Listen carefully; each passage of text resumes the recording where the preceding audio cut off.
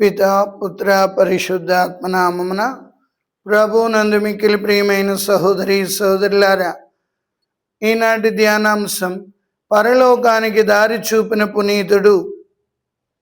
గురువు అంటే ఒక మార్గ చూపరి. గురువు అంటే అజ్ఞానములో ఉన్న వారిని విజ్ఞాన బాటలో నడిపించేవాడు. గురువు అంటే కొంతమంది వ్యక్తులని దైవ శక్తులుగా మార్చగలిగేవాడు.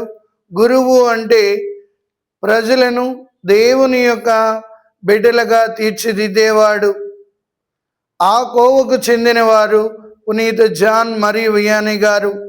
ఫిబ్రవరి 1818వ సంవత్సరంలో లైన్స్ పట్టణంలో ఆయన అభిషిక్తుడైన తరువాత, యువ గురువుగా అయిన తరువాత 3 నెలలకే ఆయన్ని వికార జనరల్ చెప్తారు.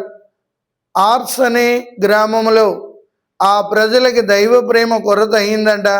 నీవు వెళ్ళి వారికి దైవ ప్రేమను పంచు, దైవ ప్రేమను రుచి చూపించు అని వికార జనరల్ చెప్పిన మాటను తీసుకొని ఆర్స్ అనే గ్రామానికి అనే విచారణకు కూడా ఆయన వెళ్ళడం జరుగుతుంది.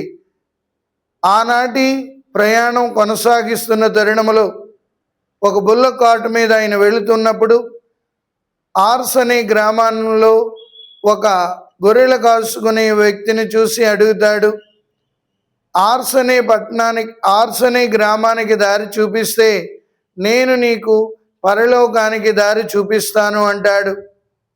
ఆ మాట విని ఆ కుర్రాడు ఆ విచారణ గురువైన జాన్ మరీ వియానీ గారికి ఆర్స్ అనే గ్రామాన్ని చూపిస్తాడు.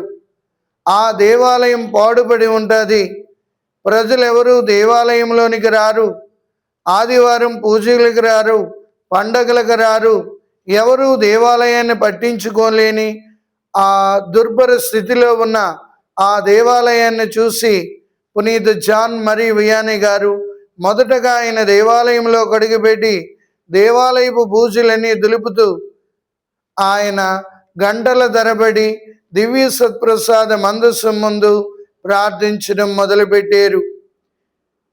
ఆనాటి ఆర్స్ గ్రామంలో ఉన్న ప్రజలు తాగుబోతులు, తిరుగుబోతులు, పొగరబోతులు ఆ గ్రామం నిండా ఉన్నారు. అలాంటి వారి మధ్య విచారణ గురువుగా పనిచేయవలసిన బాధ్యతను తీసుకున్నారు పునీత జాన్ మరీ వియానీ గారు. ఒక ముసలావిడ ఆయన గదికి వచ్చి వంటగదిలో చూస్తే సామానం ఏమీ కనబడలేదు. అప్పుడు అడుగుతుంది, బాబు ఎలా జీవిస్తున్నావంటే అలాగే జీవిస్తున్నానమ్మా అంటారు. ఆ తరువాత ఆయన ఎప్పుడైతే గంటల తరబడి దేవాలయంలో మోకరించి ప్రార్థిస్తున్న గురువుని చూసారో ఒక్కొక్కరు దేవాలయంలో అడుగుపెట్టి మోకరించి ప్రార్థించడం మొదలుపెట్టారు. యథా రాజా తథా ప్రజ. గురువు రాజు ఎలా ఉంటాడో ప్రజలు అలాగే ఉంటారు. గురువు ఎలా ఉంటాడో ప్రజలు కూడా అలాగే తయారవుతారు. ప్రార్థించే గురువును చూస్తే ప్రజలు కూడా ప్రార్థించడం మొదలు పెడతారు. జాన్ మరీ వియానీ గారు మోకాళ్ళ మీద ఉండి ప్రార్థించడం చూసిన ఆ ప్రజలు ఒక్కొక్కరుగా దేవాలయంలో అడుగుపెట్టి ప్రార్థించడం మొదలుపెట్టారు. ఆయన దివ్య సత్ప్రసాద మందసం ముందుండి ప్రభువుని అడిగేవారు, ప్రభువా నా విచారణ ప్రజలకు మారు మనసు దయచేయండి, వీరందరినీ దైవ మార్గంలో నడిపించండి అని జాన్ మరీ వియానీ గారు ప్రార్థించేవారు. ప్రియులారా, అందుకే ప్రతి గురువు కూడా తన విచారణ కొరకు ఎప్పుడైతే జాన్ మరీ వియానీ గారిలాగా ప్రార్థిస్తుంటాడో, తన విచారణ ప్రజల కొరకు ఎప్పుడైతే ప్రార్థిస్తుంటాడో దేవుడు ఆ విచారణను దీవిస్తుంటాడు, ఆ విచారణను ఆశీర్వదిస్తుంటాడు. ఇదే మనం జాన్ మరీ వియానీ గారి నుండి నేర్చుకోవలసింది.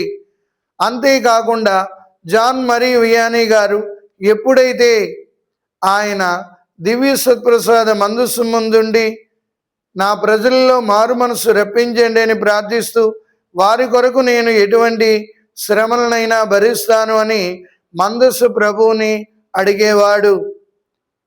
ప్రియులారా, అలాగా ఆయన మందసం ముందు గంటల తరబడి ప్రార్థించడం మొదలు పెడితే జనాలు ఒక్కొక్కరిలో మారు మనసు కలిగింది. దివ్య సత్ప్రసాద ఆరాధనే ఆయన ఆయుధంగా మారింది. ప్రజలందరూ చెడు అలవాట్లు విడిచిపెట్టారు. ఇక పునీత జాన్ మరీ వియానీ గారు ప్రజలకి ప్రార్థించడం నేర్పించారు, జపమాలను జపించడం నేర్పించారు. ప్రార్థనలో ఏ రీతిగా పాలు పంచుకోవాలో, ప్రార్థనలో ఉన్న శక్తిని వారికి తెలియజేశారు. అది చూసిన ప్రజలందరూ కూడా దినదినము వారు దేవాలయానికి వస్తూ ప్రార్థించడం నేర్చుకున్నారు, జపమాల చెప్పడం నేర్చుకున్నారు.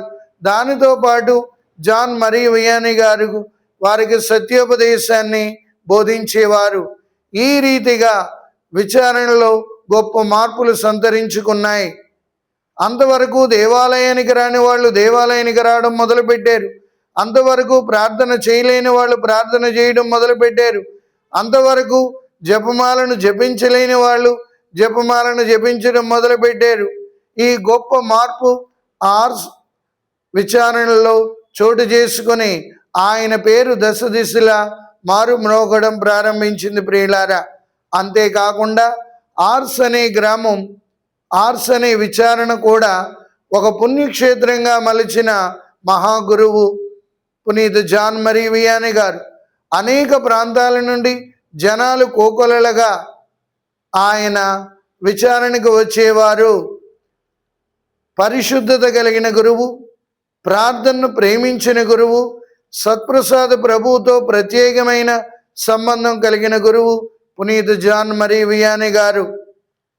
ఆ రీతిగా ఆర్స్ అనే విచారణని ఒక పుణ్యక్షేత్రంగా మలిచి ఉన్నారు. ఆయనకి గురువు అన్నప్పుడు ఆయన మదిలో మెదిలేది అనేక ఆత్మల్ని ప్రభు వైపు మరల్చడమే.